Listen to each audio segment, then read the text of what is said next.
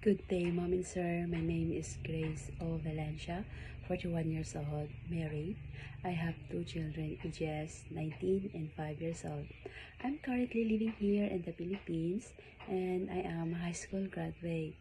I have an experience as a domestic helper in Jeddah for 2 years from April 16, 2017 up to May 2, 2019. I served 3 persons, 1 couple, and 1-month-old baby.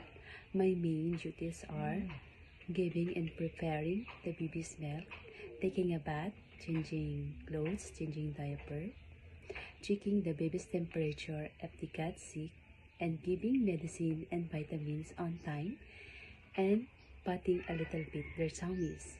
And aside from that, I do ironing, cleaning the bedroom, cleaning the toilet, cleaning the kitchen.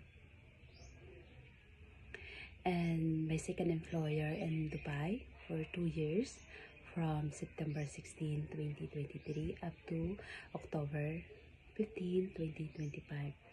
I serve 5 persons, 1 couple, 3 children ages 7, 5, and 3 years old.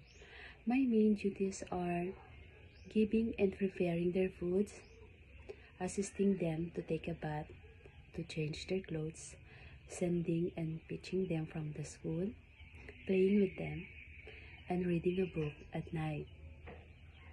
And aside from that, I do cleaning, washing, ironing, cleaning the bedroom, cleaning the toilet, cleaning the kitchen, marketing, gardening, and washing cars.